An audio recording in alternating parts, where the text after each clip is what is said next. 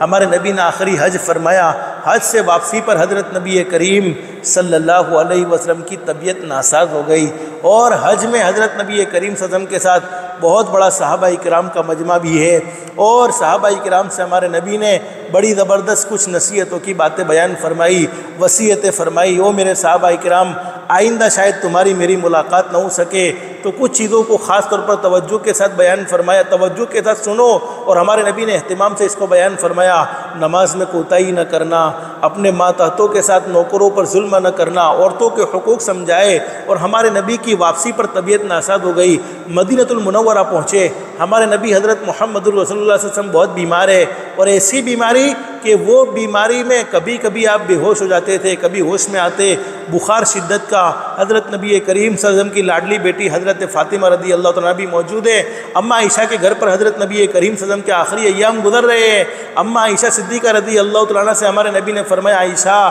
مجھے پانی کا پیالہ دے، اور ہمارے نبی نے اپنے ہاتھوں کو بھگا کر اپنے منہ پر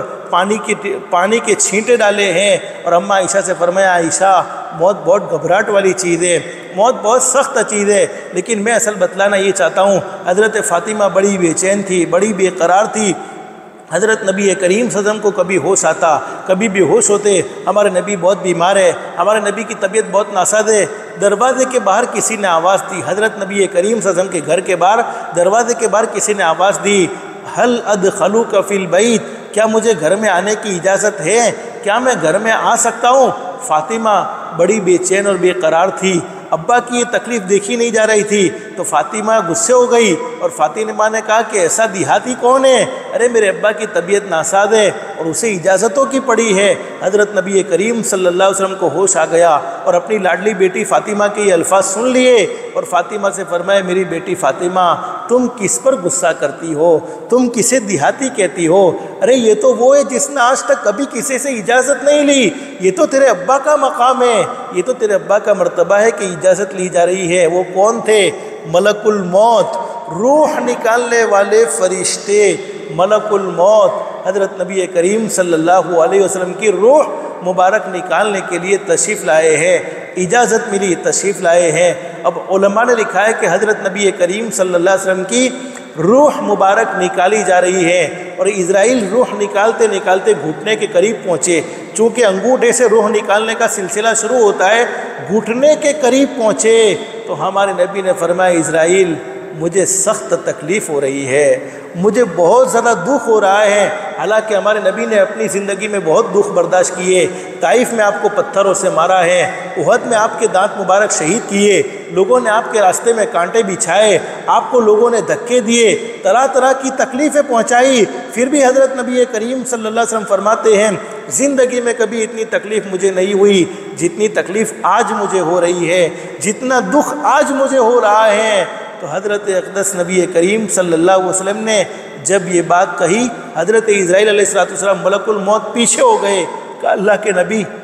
میری کیا طاقت، میری کیا ہمت کہ میں آپ کو تکلیف پہنچاؤں؟ ارے میں تو آپ کے ساتھ سہولت کا معاملہ کرتا ہوں، میں تو آپ کے ساتھ بہت نرمی کا معاملہ کرتا ہوں، اللہ کے نبی میری کیا طاقت، آپ شان والے نبی، مقام والے نبی، اور میں اسرائیل ملک الموت آپ کو تکلیف پہنچاؤں، یہ کیسے ہو سکتا ہے؟ حضرت نبی کریم صلی اللہ علیہ وسلم نے فرمایا، اسرائیل میں جانتا ہوں تو مجھے تکلیف پہنچانا نہیں چاہتا ہے، تو مجھے دکھ دینا نہیں چاہتا ہے، اس کے باوجود مجھے شدت کا دکھ ہو رہا ہے، اس کے باوجود مجھے شدت کی تکلیف ہو رہی ہے۔ اسرائیل میرے جن گنہگار امتیوں کو تو تکلیف پہنچائے گا، معلوم نہیں ان کا کیا حال ہوگا، معلوم نہیں ان کی کیا کیفیت ہوگی۔ اسرائیل آج میری ایک درخواست کو قبول کرو گے؟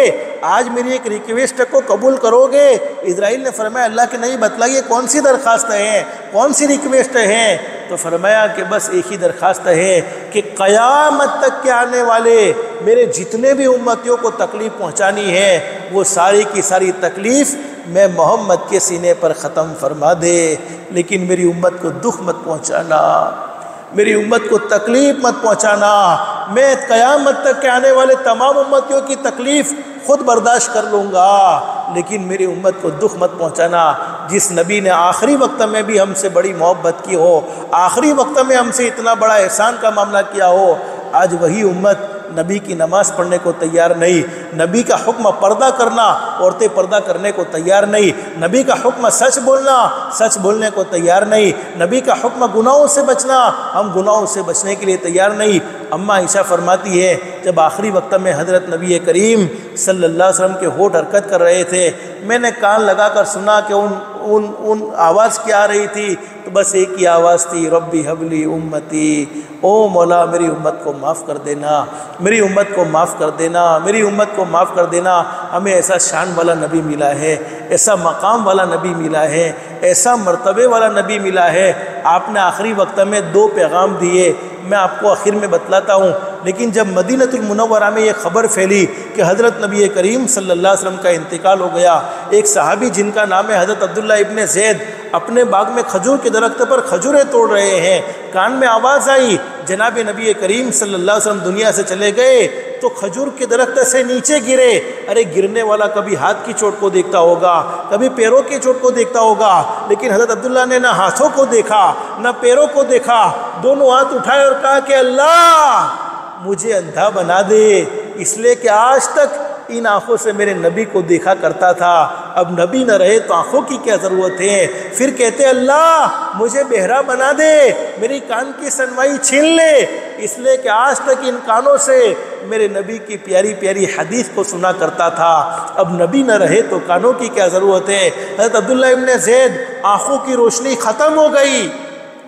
کان کی سنوائی ختم ہو گئی، دکھتا نہیں، سن نہیں سکتے، اور اسی حال میں ادھر ادھر ہاتھ کرتے کرتے سیدھے اپنے گھر پر جاتے۔ گھر والے دیکھتے کہ گئے تھے تو دیکھتے تھے، گئے تھے تو سنتے تھے، لیکن ابھی دیکھتے بھی نہیں سنتے نہیں۔ گھر والے ہلا ہلا کر کہتے عبداللہ کیا ہو گیا، تیری آنکھ کو کیا ہو گیا، تیرے کان کی طاقت کہاں چلی گئی، آنکھ کی طاقت کہاں چلی گئی۔ حضرت عبداللہ رضی اللہ تعالیٰ نے فرمایا گھر والوں فکر مت کرو، میرا کام ہو گیا۔ گھر والوں نے کہا اندھے ہو گئے تو کام ہو گیا، بہرے ہو گئے تو کام ہو گیا۔ کہا اللہ کی قسم کام ہو گیا، کل قیامت میں میرے نبی نور کے منبر پر ہوں گے اور مجھے پوچھیں گے عبداللہ کیا لے کر آیا، تو میں کہوں گا میرے پیارے نبی کچھ لے کر نہیں آیا، بس آپ کی محبت میں آنکھ اور کان کو لٹا کر آ گیا، آپ کی محبت میں آنکھ اور کان کو قربان کر کے آ گیا۔ میری ماں بہنیں، ہمارے نبی کے انتقال کی خبر جب مدینے میں پھیلی، حضرت انس رضی اللہ تعالیٰ فرماتے ہیں نبی کریم صلی اللہ علیہ وسلم کا جنازہ رکھا ہوا ہے، آپ کا چہرہ بہت خوبصورت ہے۔ حضرت انس نے چادر کو اٹھایا، ہمارے نبی کے مبارک چہرے کو دیکھا، پھر چادر کو ڈھانکا اور کہا او لوگو یہ مت کہنا کہ میرے نبی کا انتقال ہو گیا ہے، ارے میرے نبی تو آرام کر رہے ہیں، میرے نبی تو سوئے ہوئے ہیں، میرے نبی کے چہرے پر نور ٹپک رہا ہے اور وہ نور آسمان کی طرف جاتا ہے۔ لیکن حضرت انس فرماتے ہیں کہ میں مدینے کے بازار میں چلتا تھا، مدینے کی گلیوں میں چلتا تھا، ہر گھر سے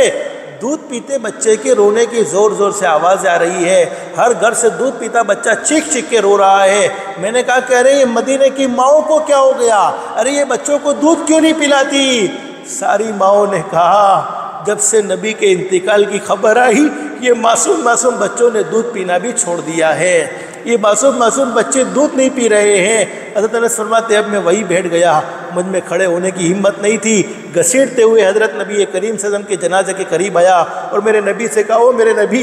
مجھ سے کوئی غلطی ہو گئی ہو معاف کر دینا، 10 سال میں نے آپ کی خدمت کی،